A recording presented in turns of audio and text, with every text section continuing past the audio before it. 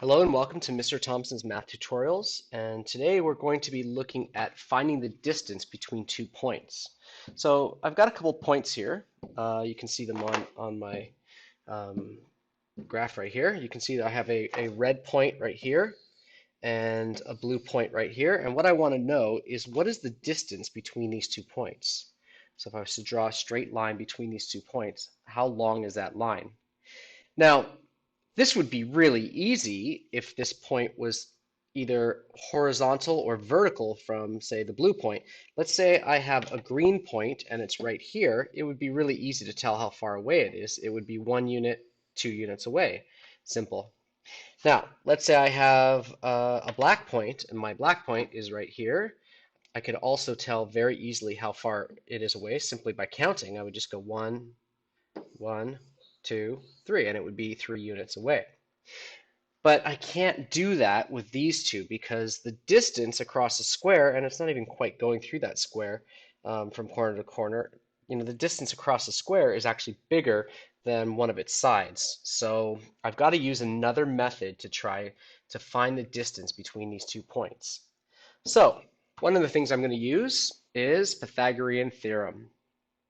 Okay, so what I want you to imagine is this green line right here is actually the hypotenuse, at least between the red and blue points.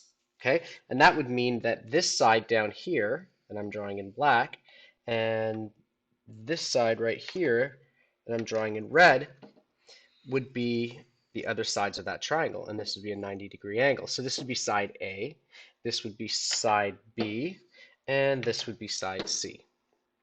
Okay, so what we need to do is we need to actually find or draw a line down. So I've done that here. You can see this orange line right here that connects with this blue point down here. That would be my side A. Okay.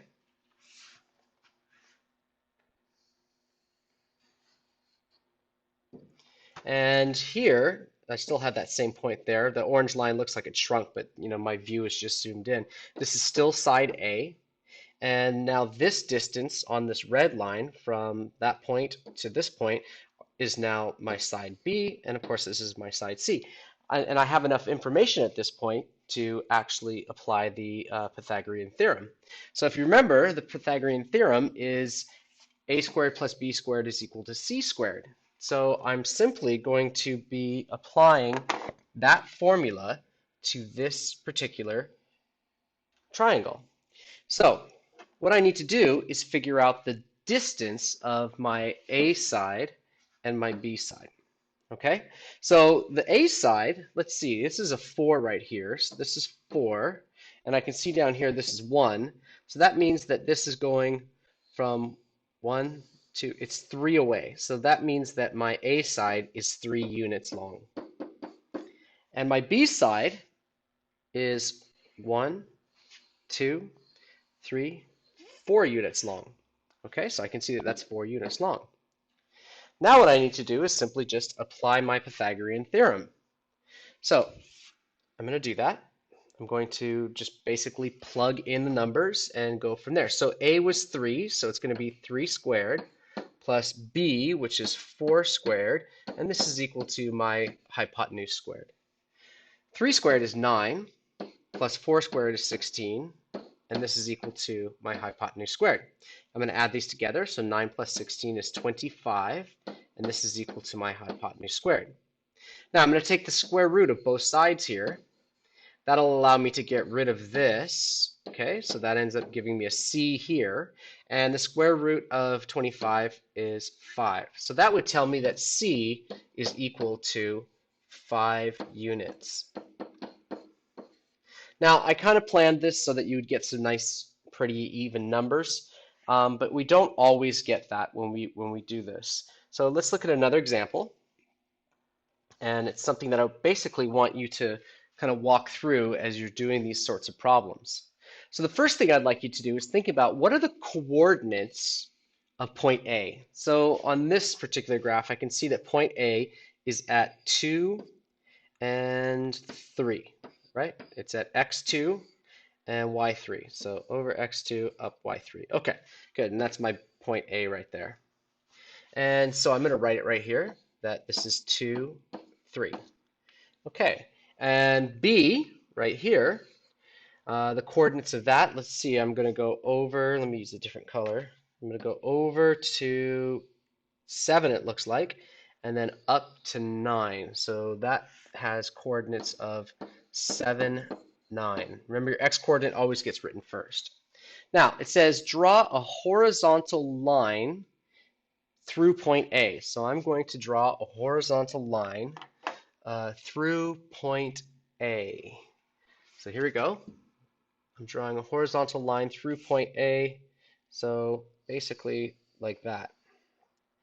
And then it says draw a vertical line. So I'm on step 5 here. Sorry, I'm on step 4. Draw a vertical line through point B. So I'm going to do that too. Okay. Draw a point C at the intersection of these two lines. So right here, that's the intersection of those two lines. And I'm drawing a point C. Okay. What is the distance between AC? So between here and here. So I'm going to count. Let's just see. It's 1, 2, 3, 4, 5. So that tells me that the distance between A and C is 5. What is the distance between B and C? B and C. So B is here, B is here, C is here. So let's see. It's 1, 2, 3, 4, 5, 6. Looks like 6. Okay. Now, the distance between point A, I'm on step 8 right here. The distance between point A and C is the measure of my side B. So this is my side B right here. And the distance between B and C is my side A. So this is my side A right here. So then I'm going to use the Pythagorean theorem to calculate the distance between both of these points. So let me just get a little more space here. Trying to drag this, okay. Doesn't want to drag very far. So let me just clear some ink and I'm going to scoot this up a little bit. There we go. Delete out these lines.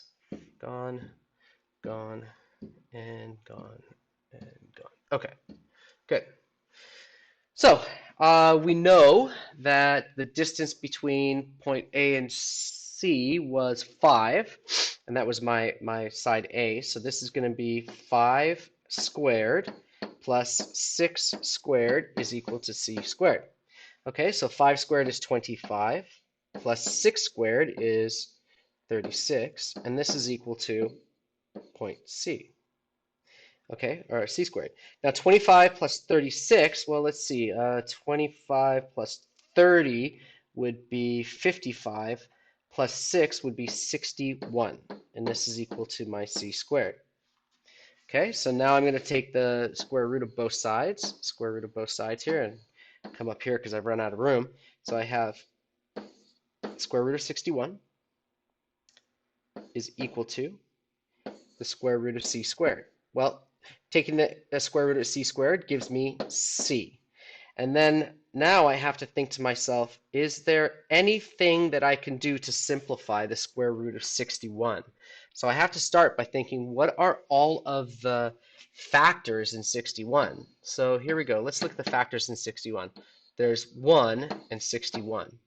So now, can I divide 61 by 2? Well, it's not an even number, so no. Can I divide it by 3? The divisibility rule for 3 would state that if I could add 6 and 1 and divide that together, so 6 plus 1 is 7, if I can divide that by 3, I can divide the number by 3, but I can't divide 7 by 3, so that doesn't work.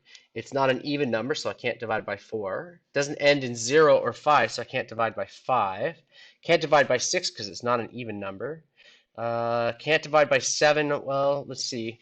7 times 7 is 49. 7 times, let's see, 10 is 70. 7 times 9 is 63. So this is not divisible by 7. Not divisible by 8 because it's not an even number. Is it divisible by 9? No, because 6 plus 1 is 7, and I can't divide 7 by 9, so I can't divide that number by 9. And it's not divisible by 10 because it doesn't end with a 0. That tells me that the factors of 61 are 1 and 61. It's a prime number.